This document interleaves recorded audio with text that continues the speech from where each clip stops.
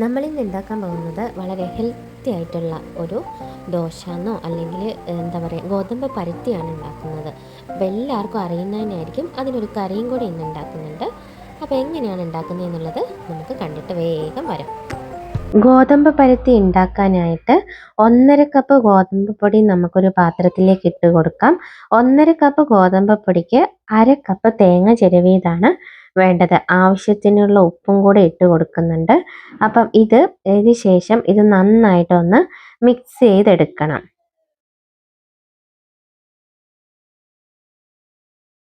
എല്ലാം മിക്സ് ചെയ്തെടുത്തതിന് ശേഷം നമുക്ക് കുറേശ്ശെ ആയിട്ട് വെള്ളം ഒഴിച്ചു കൊടുക്കാം. അപ്പോൾ ഇതിന് പ്രത്യേകിച്ച് വെള്ളത്തിൻ്റെ അളവില്ല. അതായത് ഓരോ ഗോതമ്പ് പൊടിക്കും ഓരോ വിധത്തിലായിരിക്കും മിക്സ് ചെയ്തിട്ടാകുമ്പോൾ നമുക്ക് കിട്ടുന്നത്. അങ്ങനെ കുറേശ്ശെയായി നമുക്ക് വെള്ളം ഒഴിച്ചിട്ട് മിക്സ് ചെയ്തെടുക്കാം. ഇതുപോലെ മിക്സ് ചെയ്യുന്ന സമയത്ത് നമ്മൾ നന്നായിട്ടൊന്ന് പ്രസ് ചെയ്യണം. ഗോതമ്പ് പൊടീനെ ഇങ്ങനെ പ്രസ് ചെയ്തിട്ട് കുറേശ്ശെ കുഴച്ചെടുക്കാം. അപ്പോൾ ഇതിങ്ങനെ ഒരു ബോളിൻ്റെ ഷേപ്പിൽ വേണം നമുക്ക് കിട്ടാൻ വേണ്ടിയിട്ട്. അതായത് ഉരുട്ടിയെടുക്കുന്ന സമയത്ത് നമുക്ക് ബോളിൻ്റെ സൈസിൽ കിട്ടേണ്ട വിധത്തിലാണ് നമ്മൾ വെള്ളം ഒഴിച്ച് കൊടുക്കേണ്ടത്. നമുക്കിതുപോലെ ജസ്റ്റ് ഇതെല്ലാം കുഴച്ചെടുക്കാം. നിങ്ങൾക്ക് കാണിച്ചു തരാം അതെങ്ങനെയാണ് ഉണ്ടാവുന്നതെന്നുള്ളത്. അപ്പോൾ നമുക്ക് ഏകദേശം വെള്ളം എല്ലാം റെഡിയായി സെറ്റായി വന്നിട്ടുണ്ട്. ഇതുപോലെയാണ് നമുക്കിത് കിട്ടുന്നത്. അപ്പം നമുക്ക് ഇങ്ങനെ കയ്യിലെടുക്കുന്ന സമയത്ത് ഇങ്ങനെ ബോൾസ് ആയിട്ട് കിട്ടും. ഇതുപോലെയാണ് നമുക്ക് വേണ്ടത്. ഈ രീതിയിലാണ് നിങ്ങൾ അതിനെ കുഴച്ചെടുക്കേണ്ടത്. ഇനി നമുക്ക് വേറെ പണിയൊന്നുമില്ല.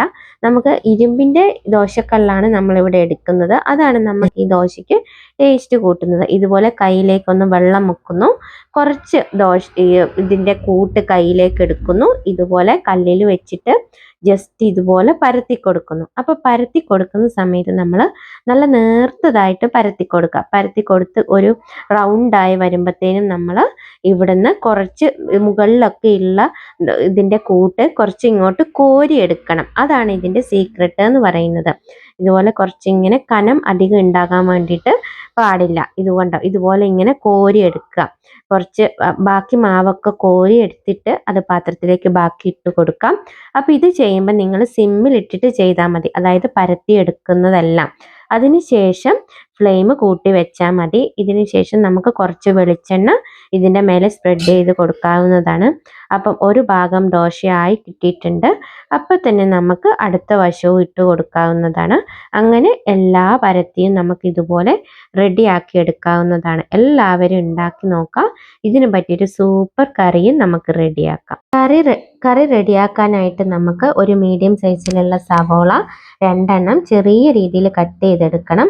ഒരു പച്ചമുളക്, ഒരു തക്കാളി, 1 ടീസ്പൂൺ വെളുത്തുള്ളി ചെറുതായി കട്ട് ചെയ്തത്, ഒരു 1/2 ടീസ്പൂൺ ഇഞ്ചി. ഇതെല്ലാം 2 ടേബിൾ സ്പൂൺ വെളിച്ചെണ്ണ ഒഴിച്ചതിന് ശേഷം നമുക്ക് പാനിലേക്ക് ചേർത്ത് കൊടുക്കാവുന്നതാണ്. ഇത് നല്ല രീതിയിലൊന്ന് റോസ്റ്റ് ചെയ്തെടുക്കണം. അതിനുശേഷം 1 ടീസ്പൂൺ മുളക് പൊടി, 1/2 ടീസ്പൂൺ മഞ്ഞൾപ്പൊടി, പാകത്തിനുള്ള ഉപ്പ് ഇതെല്ലാം ചേർത്തതിന് ശേഷം നന്നായിട്ടൊന്ന് വഴറ്റിയെടുക്കണം. ഇത് വഴറ്റിയെടുക്കുന്ന സമയത്ത് ഇതിൻ്റെ കളറ് ലൈറ്റായിട്ടൊന്ന് മാറി കിട്ടണം. നമുക്ക് പെട്ടെന്ന് തന്നെ ഉണ്ടാക്കിയെടുക്കാൻ പറ്റുന്ന ഒരു കറിയാണ്. നല്ല ടേസ്റ്റാണ് ഇത് കഴിക്കാൻ വേണ്ടിയിട്ട്. അപ്പം നമ്മുടെ വീഡിയോ കാണുന്നവരെല്ലാം ഒന്ന് സബ്സ്ക്രൈബും ലൈക്കും ഒക്കെ ചെയ്ത് ഒന്ന് സപ്പോർട്ട് ചെയ്യണേ. അപ്പോൾ ഇതിന് വേണ്ടിയിട്ട് ഇനി അടുത്തതായിട്ട് വേണ്ടത് അരപ്പ് റെഡിയാക്കി എടുക്കാനുണ്ട്. അതിന് വേണ്ടിയിട്ട് 3 ടേബിൾ സ്പൂൺ തേങ്ങ ചിരവിയത് ഇട്ട് കൊടുക്കുന്നുണ്ട്. അതുപോലെ തന്നെ ഒരു 3-4 കാഷ്യൂ വെള്ളത്തിലിട്ട് കുറച്ച് നേരം കുതിർത്തെടുത്തു കഴിഞ്ഞാൽ നമുക്ക് പെട്ടെന്ന് തന്നെ അത് അരച്ച് കിട്ടും. അങ്ങനെ കുറച്ച് വെള്ളവും കൂടെ ഇട്ടതിന് ശേഷം നമുക്ക് നല്ല രീതിയിൽ നല്ല ഫൈൻ പേസ്റ്റ് ആയിട്ട് അരച്ചെടുക്കാവുന്നതാണ്.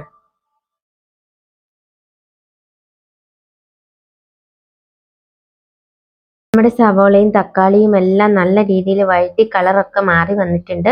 ഇതിനകത്തേക്ക് ഒരു കപ്പ് വെള്ളം കൂടെ ഒഴിച്ചതിന് ശേഷം നമുക്ക് മസാലകളെല്ലാം ഒന്ന് നല്ല സെറ്റാക്കി എടുക്കാവുന്നതാണ്. ഇത് ആ വെള്ളത്തിൽ കിടന്നിട്ടും കുറച്ച് നേരം ഒന്ന് വെന്ത് വന്നോട്ടെ.